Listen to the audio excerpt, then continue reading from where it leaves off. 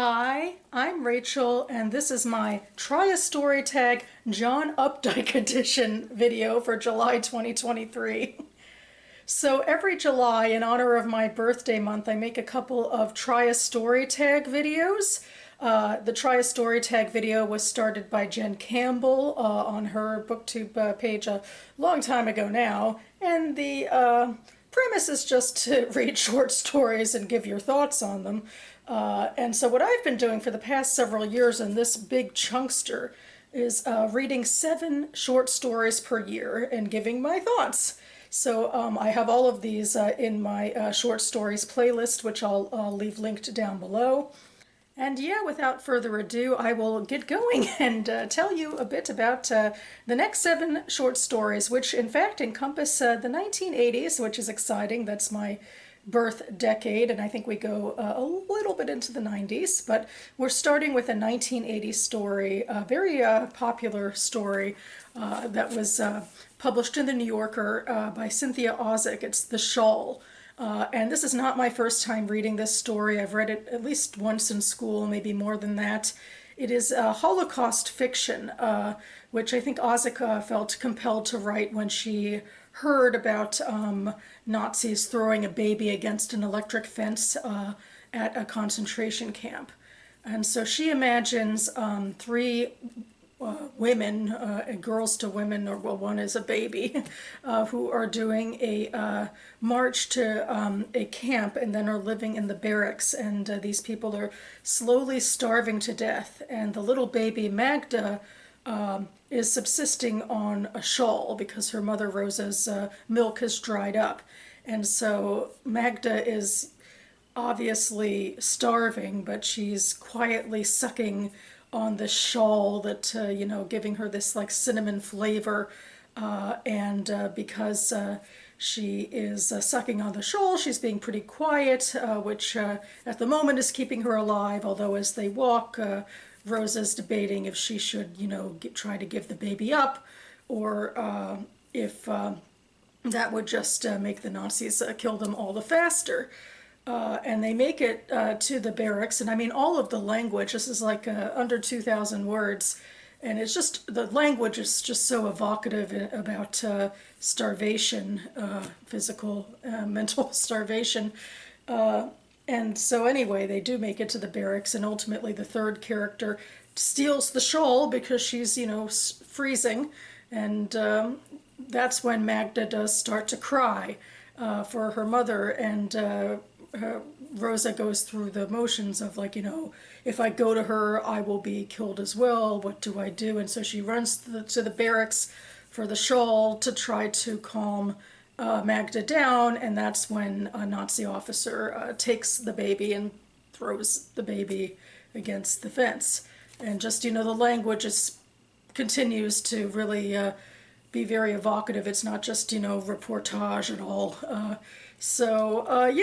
There's a way to start this out. I mean, I guess that's what stuck out to me rereading this story is just all of the imagery, the olfactory sort of senses of the shawl and how that's a stand-in for food and for comfort, and just the very descriptive writing which was meant to evoke, the trauma and the pain of the Holocaust. So there we go. And I guess I'll probably be moving on to stories I know less well from here on, I think. Maybe, hopefully, a little less dire in theme. We shall see. I finished Where I'm Calling From by Raymond Carver, which I feel like should be retitled to Where I'm Talking From, because the main action of the story is these 2 men in a specific place telling each other their life stories, or well, technically one man telling the other man his life story. The 2 men are at a rehab of sorts. They are there to dry out from alcoholism. And the main character, or the protagonist, isn't named, and he's conversing with a man called JP, or JP is telling him his life story.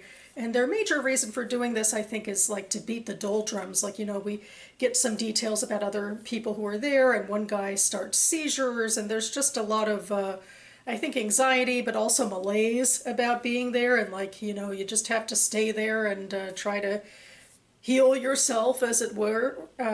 And so JP starts telling the main character about his life story, particularly about how he met his wife, and like his wife got him into his job as a chimney sweep. They had like this meet cute of sorts where he asked her for a kiss randomly, and she gave it, and they started dating. They had kids, and interestingly enough, you know, this doesn't seem like it's a bad life, but he starts drinking, and it seems like he's not very knowledgeable about why. And that's like a major part of this story, like about these two men.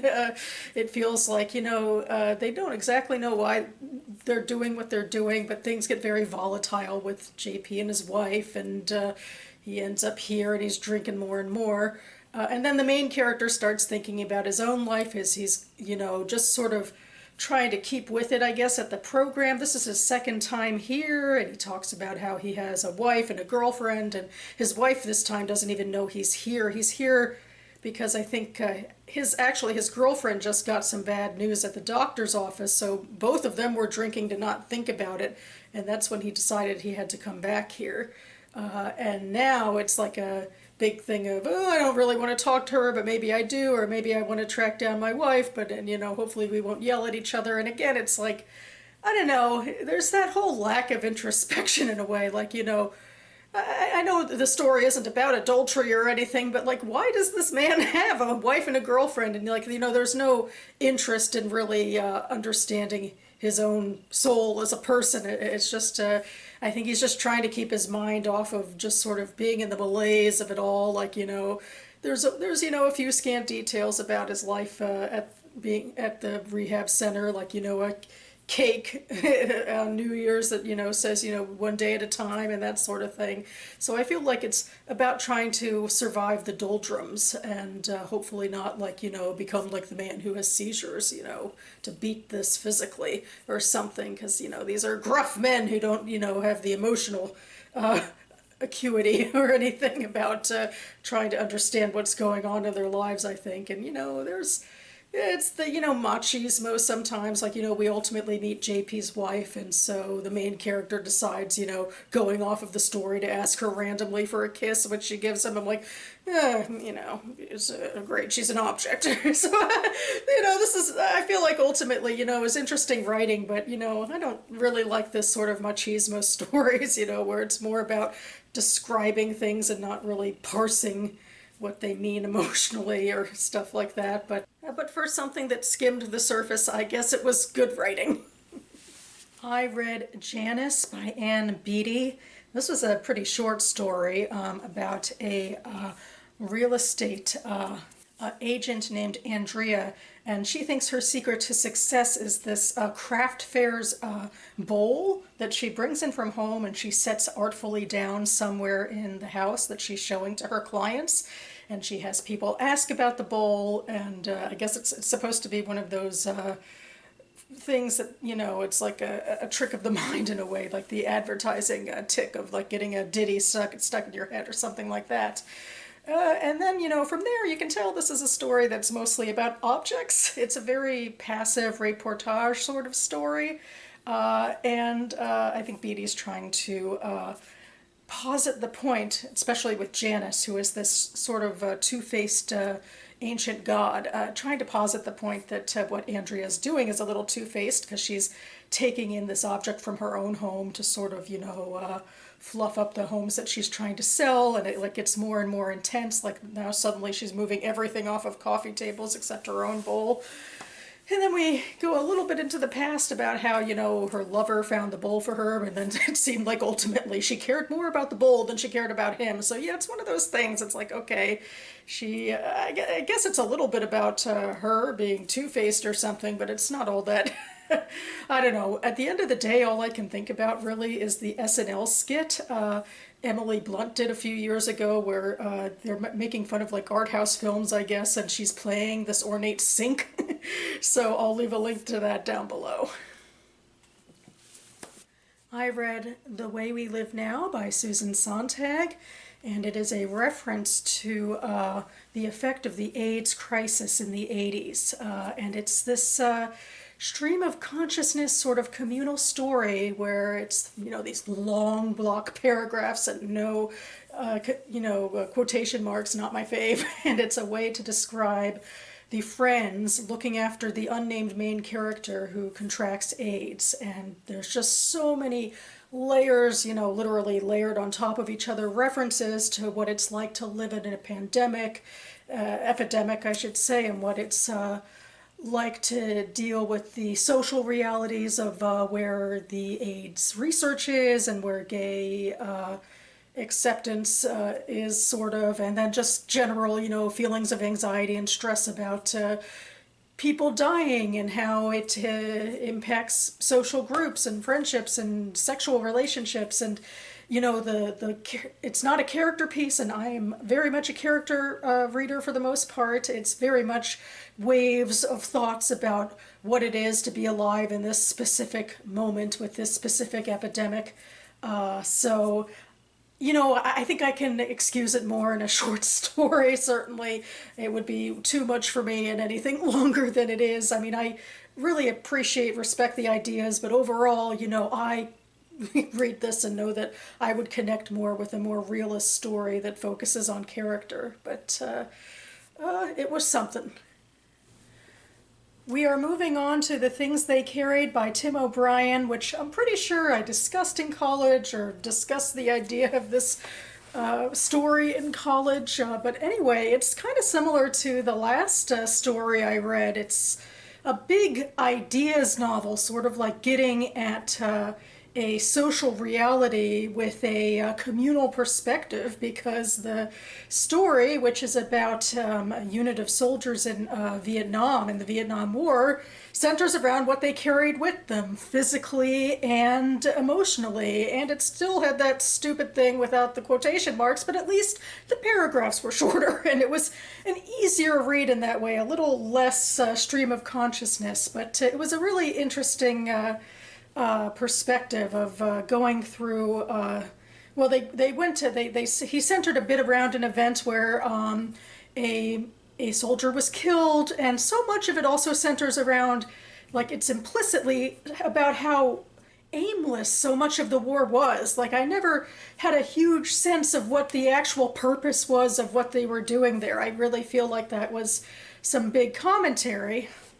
But other big commentary is an actual main character with an actual name, First Lieutenant Jimmy Cross, who is leading and is in this space and is, like, very physically and mentally aware, I think, to a degree about his surroundings, but he also is kind of trying to keep himself sane by thinking about this girl he was kind of sort of seeing, and she is another part of emotional baggage that he is carrying, like, and it seems to be like a question of, can you go home and be normal again? But actually that relationship is also kind of complicated or not really real or there, but it's something he is carrying with him as he is in this horrible war zone. So there's just like these layers of complexity about what it means to be in this war zone and to try to physically and mentally survive, and it also gives us dimension into an actual character, which I think then makes it something that I prefer over the last story, where really any sense of individual character was kind of muted.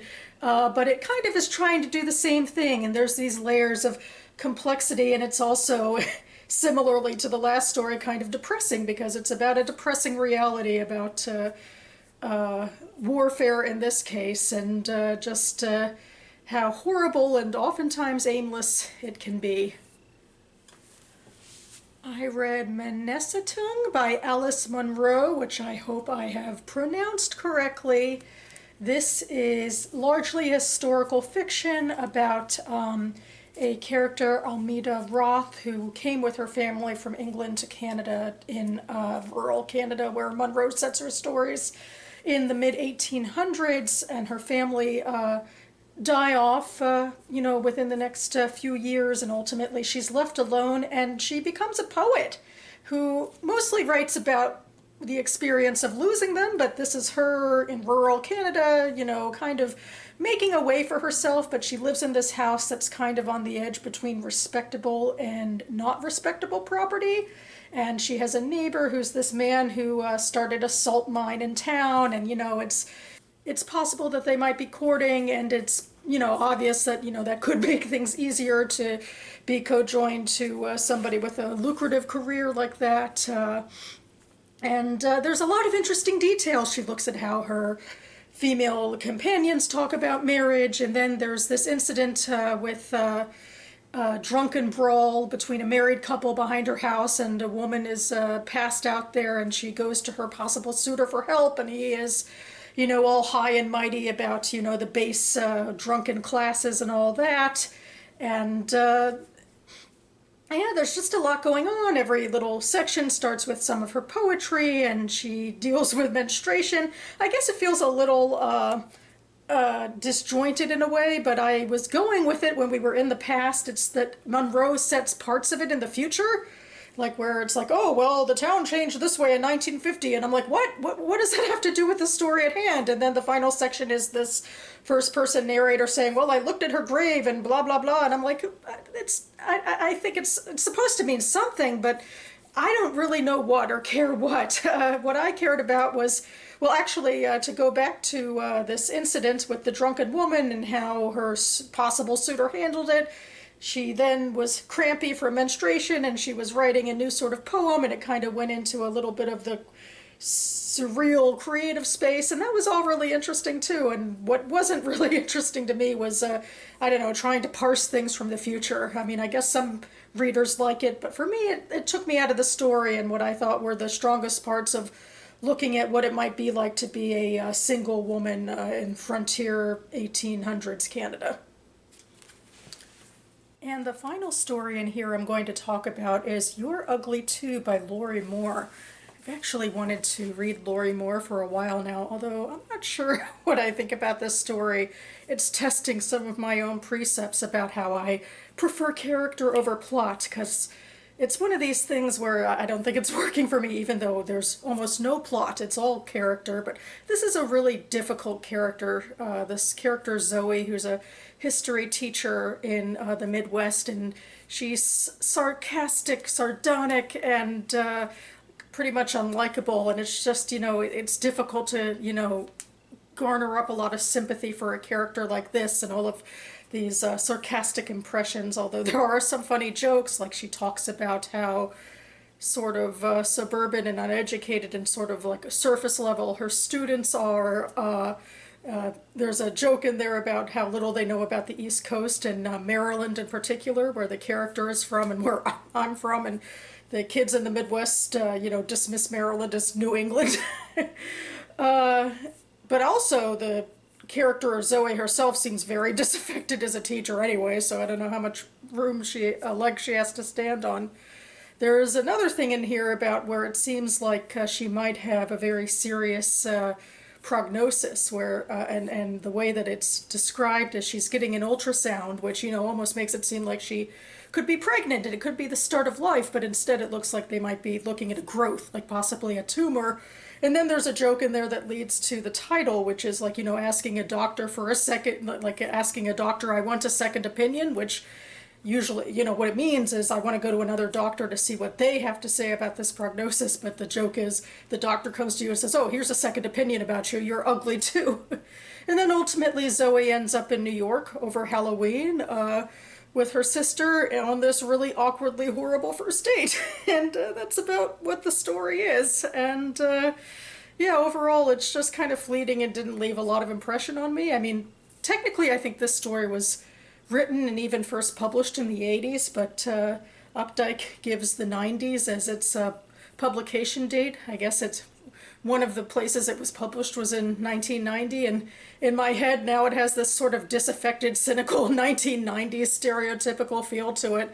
I don't know. It's a note to end on, I suppose, because this is where I am ending my year in reading out of the Best American Short Stories of the Century, as edited by John Updike, and probably out of the 7, I would assume that ultimately, The Shawl by Cynthia Ozick, which I read first, is probably still my favorite, and it was my big reread. So what do you know? But there was a lot of interesting variety and stuff in here, and I was glad to talk about it with you. And that about wraps it up for me here now. Thank you for sticking with me as I've been reading and recording over the last several days. And I will leave a link to the Goodreads page for this book down below, and a link to my short stories playlist as well. And now we're pretty much at the end of July, but I hope to be back imminently in very early August to give a final impression of my July reading, because my last damn reading video was on vacation and it was kind of sparse, and I have more to talk about, so stay tuned for that. And I hope you all are feeling good about your end of July reading. For those of you who, indulge in reading short stories as well, I'd love to hear what your thoughts are on whatever stories or collections have caught your fancy lately. So, yeah. And thanks so much for watching, everyone. I'll see you next time.